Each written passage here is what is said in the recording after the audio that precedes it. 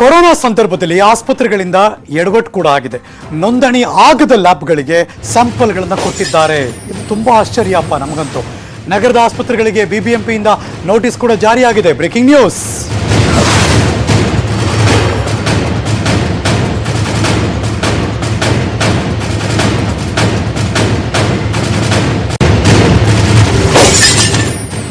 Wrong, very wrong. ಈ ಬೆಳವಣಿಗೆಗಳು ನೀವು ನೋಡ್ತಿರುವಂತಹ ಸುದ್ದಿ ಇದಾಗಬಾರ್ದು. ಇವತ್ತು ಯಾರೇ ಆದರೂ ಅಷ್ಟೇ ನೋಂದಾಯಿತ ಇಲ್ಲದೆ ಇರುವಂತಹ ಯಾವುದೇ ಆಸ್ಪತ್ರೆಗೆ ಟೆಸ್ಟಿಂಗ್ ಹೆಂಗೆ ಕೊಟ್ಬಿಡ್ತಾರೆ.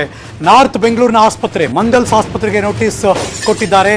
ನೋಂದಾಯಿತ ಹೌದೋ ಇಲ್ವೋ ಎನ್ನುವ ಬಗ್ಗೆ ಇನ್ನೂ ಕೂಡ ಗೊತ್ತಿರಲಿಲ್ವೋ ಅನ್ನೋದು ದೊಡ್ಡ ಕ್ವಶನ್. ಡೆಫಿನೆಟ್ ಆಗಿ ಯಾರಿಗೆ ಆದರೂ ಅನಿಸುತ್ತೆ ನೋಂದಾಯಿಸಿದ ಲ್ಯಾಬ್ಗಳಲ್ಲಿ ಟೆಸ್ಟ್ ಅಪರಾಧ ಅನ್ನೋದು ಕೂಡ ಡೆಫಿನೆಟ್ ಆಗಿದೆ. ಆದರೆ ಯಾಕೆ ಕೊಟ್ಟಿದ್ದಾರೆ, ಯಾವ ಗ್ಯಾರಂಟಿಯಲ್ಲಿ ಈ ಲ್ಯಾಬ್ಗಳಿಗೆ ಸ್ಯಾಂಪಲ್ಗಳನ್ನು ಕೊಟ್ರಿ? ಮುಲಾಜಿಲ್ದೆ ಅವರು ಎಲ್ಲರ ವಿರುದ್ಧ ಕೇಸ್ ಹಾಕಬೇಕು, ಕ್ರಿಮಿನಲ್ ಕೇಸ್ ಹಾಕಬೇಕು. 3 ದಿನಗಳಲ್ಲಿ ಸ್ಪಷ್ಟನೆ ಕೊಡಬೇಕು ಅಂತ ಸೂಚನೆ ಕೊಡಲಾಗಿದೆ. ನೋಟಿಸ್ ಕೂಡ ಜಾರಿಯಾಗಿದೆ. ಎಪಿಡೆಮಿಕ್ ಡಿಸೀಸಸ್ ಆಕ್ಟ್ 1897 ಅನ್ವಯ ಕಠಿಣ ಕ್ರಮದ ಎಚ್ಚರಿಕೆ ಅಲ್ಲ, ಕೊಡಲೇಬೇಕು.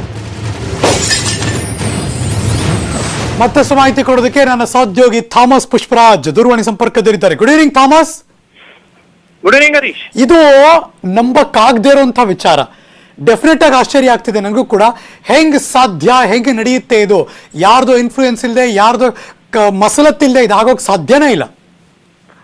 ಖಂಡಿತ ಹರೀಶ್, ತಾವ್ ಹೇಳಿದಂತ ಸತ್ಯ. ಯಾಕಂತ ಹೇಳಿದ್ರೆ ಇವತ್ತು ಎಷ್ಟೋ ಲ್ಯಾಬ್ಗಳು ICMR ರೆಕಗ್ನೈಸ್ ಆಗ್ಬೇಕಂತ ಹೇಳಿದ್ರೆ, ಯಾವ್ದೋ ಒಂದು ಸಂಸ್ಥೆ ಯಾವ್ದೇ ಒಂದು ಲ್ಯಾಬ್ ಕೆಲಸ ಮಾಡ್ಬೇಕಂತ ಹೇಳಿದ್ರೆ ಅದಕ್ಕೆ ICMRದು ರೆಕಗ್ನೈಸೇಷನ್ ಬೇಕು. ಆದ್ರೆ ಸಾಕಷ್ಟು ಲ್ಯಾಬ್ಗಳು ಇವತ್ತು ICMRದು ರೆಕಗ್ನೈಸೇಷನ್ ಇಲ್ಲದೆ ನಡೀತಿರುವಂತದ್ದು ಅದು ಅಕ್ರಮ ಅಂತಾನೆ ಒಪ್ಕೊಳ್ಬೇಕಾಗತ್ತೆ. ಇಲ್ಲಿ ಕೊರೋನಾದ ಸಂದರ್ಭದಲ್ಲಿ ಇಂಥ ಒಂದು ಕ್ಲಿಷ್ಟಕರವಾದ ಮತ್ತು ನಿರ್ಣಾಯಕವಾದ ಸಂದರ್ಭದಲ್ಲಿ ಲ್ಯಾಬ್ ಅದು ರೋಗಿಯ ಸೋಂಕಿತನ ಸ್ವಾಪ್ ಸ್ಯಾಂಪಲ್ಸ್ ಏನಿದೆ ಅದನ್ನ ಯಾವ್ದಾದ್ರು ಒಂದು ಲ್ಯಾಬ್ಗೆ ಕೊಡುವಂತ ಟೈಮಲ್ಲಿ ಅದು ICMR ರೆಕಗ್ನೈಸ್ ಆಗಿದೆಯಾ, ಅದು ಅದಕ್ಕೆ ಸಂಬಂಧಪಟ್ಟದ ಅದರ ನೋಂದಣಿ ಒಳಗಾಗಿದೆಯಾ ಅನ್ನೋದನ್ನ ಚೆಕ್ ಮಾಡ್ಕೊಳ್ಬೇಕಿತ್ತು ಆಸ್ಪತ್ರೆಗಳು.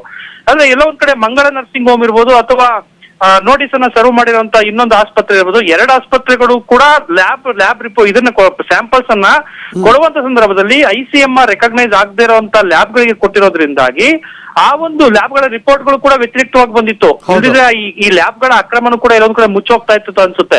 ಯಾವಾಗ ಆ ಸ್ಯಾಂಪಲ್ಸ್ ಗಳ ವಿಷಯದಲ್ಲೂ ಕೂಡ ಸಾಕಷ್ಟು ಗೊಂದಲ ಆಯ್ತು, ಸಾಕಷ್ಟು ಮುಜುಗರಕ್ಕೆ ಒಳಗಾಗುವಂತ ಪುಷ್ಪರಾಜ್ ತುಂಬಾ ಕಠೋರವಾಗಿದ್ರು ಪದ ಪರವಾಗಿಲ್ಲ, ಆದ್ರೆ ಸರ್ವಿಸ್ ಓರಿಯೆಂಟೆಡ್ ಈ ತರದ್ದೆಲ್ಲ ದಂಧೆಗೆ ಬಂದ್ಬಿಟ್ರೆ ಆಗಿದ್ರೆ ಅಂತ ನೋಡಿ ಹರೀಶ್, ಎಷ್ಟು ಮಟ್ಟಿಗೆ ಇವತ್ತು ದೋಖ ಮಾಡುವಂತ ಒಂದಷ್ಟು ಪರಿಸ್ಥಿತಿ ಇದೆ. ಕೊರೋನಾದ ಸಂದರ್ಭದಲ್ಲಿ ಒಂದು ಆಸ್ಪತ್ರೆಗಳು ಲ್ಯಾಬ್ ಅದಕ್ಕೆ ಸಂಬಂಧಪಟ್ಟಂತ ICMR ರೆಕಗ್ನೈಸ್ ಆಗಿರುವಂತ ಸಾಕಷ್ಟು ಲ್ಯಾಬ್ಗಳಿದೆ. ಆ ಒಂದು ಲ್ಯಾಬ್ಗಳಿಗೆ ಕೊಡಬಹುದಿತ್ತು.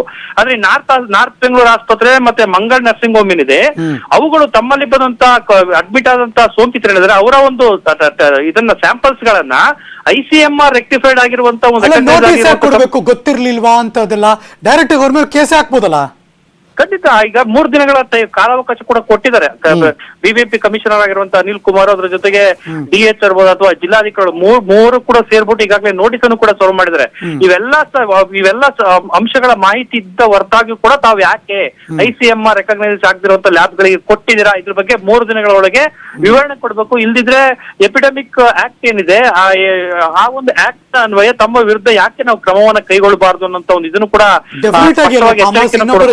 ಆಟ ಆಡ್ತಿದ್ದಾರೆ. ಈ ತರದೆಲ್ಲ ಬೆಳವಣಿಗೆ ನೋಡಿದಾಗ ಯಾರಿಗೋ ಇನ್ನೇನು ರಿಪೋರ್ಟ್ಗಳು ಬಂದ್ರೆ ಅದನ್ನ ಹಂಗೆ ನೋಡ್ಬಿಡ್ತಾರಪ್ಪ, ಅದನ್ನ ಆಟೋಮೆಟಿಕ್ ಆಗಿ. ಒಂದ್ ರೀತಿ ಎಚ್ಚರಿಕೆ ಕರೆಗಂಟೆ ಹರೀಶ್. ಯಾಕಂತ ಹೇಳಿದ್ರೆ ನೋಡಿ, 2 ಆಸ್ಪತ್ರೆಗಳಿಗೆ ನೋಟಿಸ್ ಅನ್ನು ಸರ್ವ್ ಮಾಡಿದ್ದಾರೆ. ಇದು ಬೇರೆ ಉಳಿದಂತ ಆಸ್ಪತ್ರೆಗಳಿದೆ, ಆ ಆಸ್ಪತ್ರೆಗಳು ಕೂಡ ಈ ರೀತಿಯಾದಂತ ಒಂದು ತಪ್ಪನ್ನ ಮಾಡದೇ ಇರೋದಕ್ಕೆ ಇದು ಎಲ್ಲೊಂದ್ ಕಡೆ ಎಚ್ಚರಿಕೆ ಕರೆಗಂಟೆ ಆಗುತ್ತೆ. ಅಟ್ ದಿ ಸೇಮ್ ಟೈಮ್ ಈ ರೀತಿಯಾದಂತ ಒಂದು ತಪ್ಪನ್ನ ಮಾಡಿರುವಂತ ಆಸ್ಪತ್ರೆಗಳ ವಿರುದ್ಧ ಒಂದು ನಿರ್ದಾಕ್ಷಿಣ್ಯ ಕ್ರಮನೂ ಕೂಡ ಕೈಗೊಳ್ಬೇಕಾಗುತ್ತೆ. ಯಾಕಂದ್ರೆ ನೋಡಿ, ಇನ್ನೊಂದು ದುರಂತ ಅಂತ ಹೇಳಿದ್ರೆ Cloud9 ಆಸ್ಪತ್ರೆಗೂ ಕೂಡ ಕಮಿಷನರ್ ನೋಟಿಸ್ ಸರ್ವ್ ಮಾಡ್ತೀನಿ ಅಂತ ಹೇಳಿದ್ರು. ಪಾತ್ ಲ್ಯಾಬ್ಸ್ ಅದು ಯಾವ್ದೇ ಕಾರಣಕ್ಕೂ ICMRದು ರೆಕಗ್ನೈಸ್ ಆಗದೆ ಇರುವಂತ ಒಂದು ಲ್ಯಾಬ್ ಅದು. ಆ ಒಂದು ಲ್ಯಾಬ್ ನಲ್ಲೂ ಕೂಡ ಈ ರೀತಿಯಾದಂತ ಅಕ್ರಮ ನಡೆದಿತ್ತು. ಆದ್ರೆ ಯಾಕೆ ಕಮಿಷನರ್ ಅನಿಲ್ ಕುಮಾರ್ ಕೇವಲ ಮಂಗಳ ಆಸ್ಪತ್ರೆ ಮತ್ತೆ ನಾರ್ತ್ ಬೆಂಗಳೂರು ಆಸ್ಪತ್ರೆಗಳಿಗೆ ಯಾಕೆ ನೋಟಿಸ್ ಸರ್ವ್ ಮಾಡಿದ್ದಾರೆ? ಉಳಿದಂತದ Cloud9 ಆಸ್ಪತ್ರೆ ವಿರುದ್ಧ ಇಲ್ಲದೆ ಈ ತರದೆಲ್ಲ ನಡೆಯಲ್ಲ ಅಂತ. ಬಟ್ ಅದ್ರ ಬಗ್ಗೆ ಕಂಡುಹಿಡಿಬೇಕಷ್ಟೇ. Thank you so much Thomas Pushparaj ಈ ಕ್ಷಣದ ಮಾಹಿತಿಗಾಗಿ.